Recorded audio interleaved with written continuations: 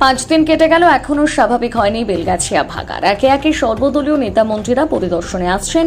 কেউ খাবারের ব্যবস্থা করছেন, কেউ অর্থের ব্যবস্থা, আবার কেউ বা জলের ব্যবস্থা করে যাচ্ছে। কিন্তু স্থায়ী ব্যবস্থা নিয়ে এখনো মাথায় হাত অসহায় পরিবারগুলোর। আজ ভাগাড় পরিদর্শনে আসেন পশ্চিমবঙ্গ প্রদেশ কংগ্রেস সভাপতি শুভঙ্কর সরকার। পরিস্থিতি দেখে ক্ষোভে ফেটে পড়েন, কিন্তু তাকেও পড়তে হয় পুলিশের বাধার মুখে।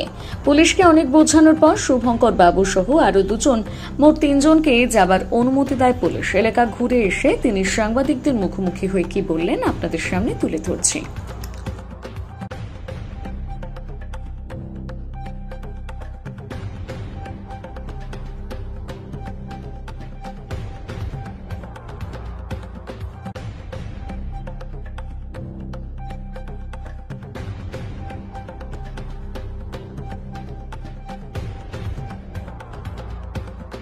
আপনাকে ভোট দিয়েছি, আপনি আমাদের উত্তর দিন।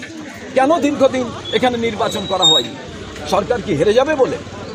আরে হারুক জিতুক যেভাবে প্রশ্ন, আজকে 15 বছর প্রায় এখানে নির্বাচন নেই। কারা চালাচ্ছেন? এবং তারা মৌরুসির পাট্টা তৈরি করে ফেলেছেন। এবং সব থেকে বড় প্রশ্ন আমি মুখ্যমন্ত্রীর কাছে জিজ্ঞেস করব। আমি কলকাতা পৌরসভার মেয়র, যিনি এই ডিপার্টমেন্টের মন্ত্রী, তার কাছে জিজ্ঞেস করব, নবান্নে বসেন 2টো লোকসভা কেন্দ্র, আপনারা জানেন না? আপনাদের বিধায়ক জানে না এখানে কি ঘটছে?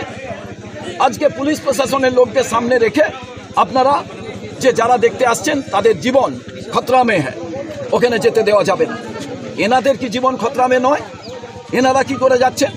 এনাদের পরিবার পরিজন নেই না? গায়ে শুধু অশোকস্তম্ভটা আছে, মরে গেলেও কোনো আপত্তি নেই, কিছু কম্পেনসেশন দিয়ে দেবো, এদের পাঠানো যায়। অতএব আজকে আমি বলছি পুরো অব্যবস্থা। এটা সরকার চলছে বলে আমি মনে করি না।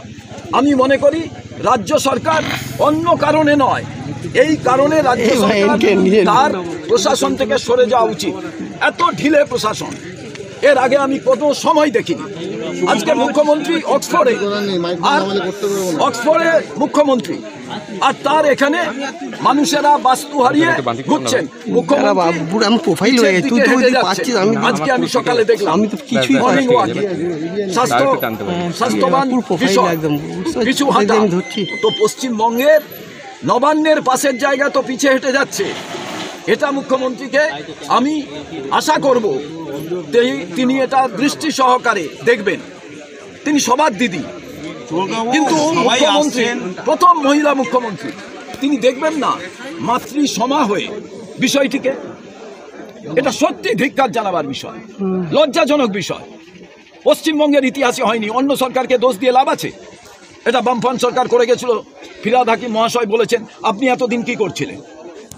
আপনার ইন্টেলিজেন্স ব্রাঞ্চ পৌরসভার ডিপার্টমেন্টে, এখানে তো বিদেশি অনেক সংস্থা এসছে, তাদের সঙ্গে কেন সমাধান কি হবে? লোকে আসছেন, ত্রাণ দিচ্ছেন, সাহায্য দিচ্ছেন, কিন্তু এটা তো সাময়িক। এই লোকগুলোর বাড়ি ভেঙে গেছে, সহায় সম্বল সব হারিয়েছে।